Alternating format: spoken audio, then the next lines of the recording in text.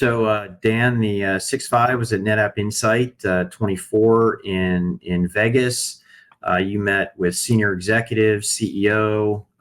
What did they announce? There's a lot going on. A lot going on there, and our team wrote some great pieces on kind of the in-depth announcements. We've got some real storage nerds, but we maybe most importantly want to note that the evolution at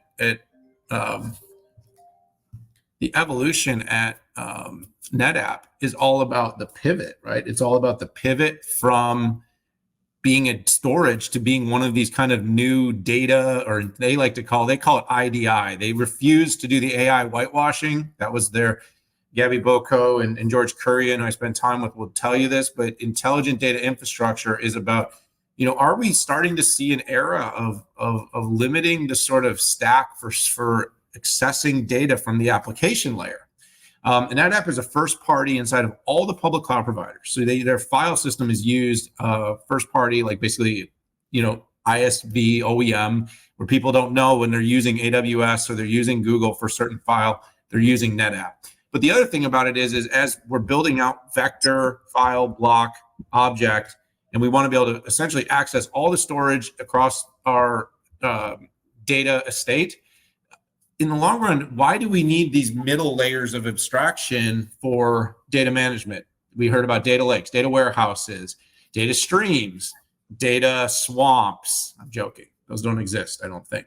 But at some point, we're seeing Vast Data do this. We're seeing NetApp do this. We're seeing Pure Storage do this.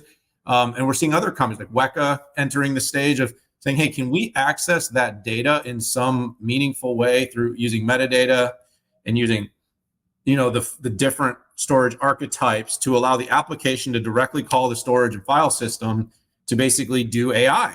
And that's interesting where the company's heading. Another thing that they're very focused on that I think is interesting is the combination of being able to do, logic and being able to do speed of being able to update data sets. Now, if you understand the way storage works, and this is a little bit nerdy, but essentially you have to continually take these kind of snapshots of the entire storage ecosystem. And each time data is updated, you have to move the data to make it accessible again to the applications.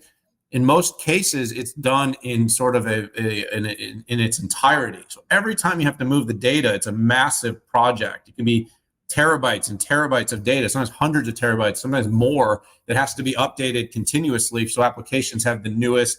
You remove all the duplication. So NetApp's basically built a system that can only continually update in an agile fashion, where you're only updating very quickly the data that's new and that what's changed, as opposed to having to move all the data. So that's another thing that they're doing that's pretty interesting. But overall, Pat, I think what we're seeing now is just a new era. We're seeing a new era of companies that are software driven, enabling storage for an AI world, where I think we're going to start to see some of these traditional data management software competing with storage companies and creating a new kind of a new layer. And Pat, I don't know if this also opens up an M&A conversation. Does Cloudera pair up with somebody? Does Databricks pair up with somebody? Does HCI, kind of that was a thing for a while? Are we seeing kind of the new era of converging infrastructure with software to make AI more available? Good event. It was great to spend some time with their leadership team.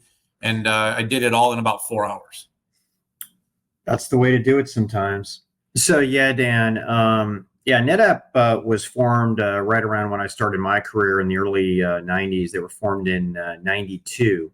And it seems like every 5 to 10 years, you have, hot new storage companies coming out. NetApp didn't create the first NAS. It was a company called Auspex. But what they did do is they radically simplified storage and made it easier for different servers to share storage. I think it was a first product called Filer. Hopefully I'm not mistaken on this. But more importantly, NetApp was first with their public cloud interactions. I believe it's called ONTAP. I'm hot on hybrid multi-cloud fabrics, but NetApp, even though they were selling a ton of arrays on-prem and in colo and in private cloud, gave you the ability to have a common type of pane of glass to be able to move data around on-prem and in the cloud. NetApp wasn't first with what they announced. It's vast data. I have to give them credit here. A much smaller and nimbler company, but NetApp's scale is far and wide. They're a freaking huge company.